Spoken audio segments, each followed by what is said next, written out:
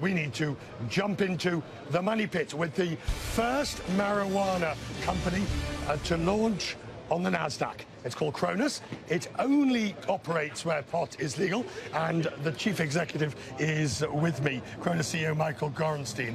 So you don't operate in the United States, to be clear. Correct. Do not operate in the United States. Canada?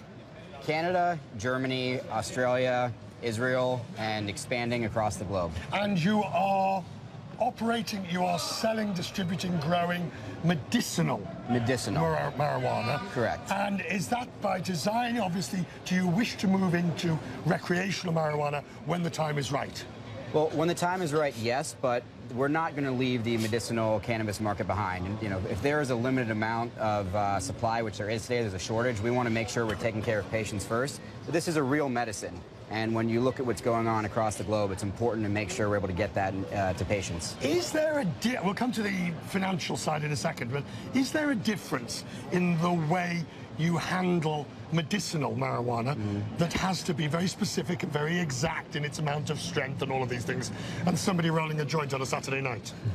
Well, you know, we always want to make sure, no matter who the end user or what they're using, that it's always done extremely responsibly and safe. So consistency is a focus of ours, and that goes into it no matter who it goes to. How difficult was it to get Nasdaq to take you on? No, well, I think just like any other company, it's always difficult. It's about governance. No. No, with respect, I disagree with you. Every other company isn't launching on an exchange where the actual core product is illegal by the federal government. You know, I would say it's not harder or easier than any other Nasdaq listing I've ever done. Really? So, but did it really all come down to issues of the financials, the EPSs, all of those issues? I think, you know, it's such a massive growth industry, 200 billion in revenue. What it came down to was really showing responsibility, governance. There's a lot of questions about this industry, and, you know, as it advances forward, making sure that you've got responsible groups that you're listing. Are you worried, for example, about Jeff Sessions and the Attorney General in the US? Even though you don't trade here, you are now based on a US market and regulated by the SEC. Sure, so we've done a lot of work on this from a legal perspective, and we don't see any risk. There are a number of U.S. companies. In fact, you take any major company that has manufacturing in China, you're violating wage laws in the U.S., but in the countries where they operate, they're legal. So everything we do is compliant in any country. Yeah, but there's always this issue with cannabis countries or marijuana companies.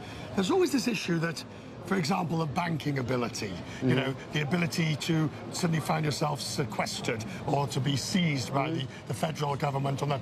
You don't do business in the United States, but you're listed on a US stock market.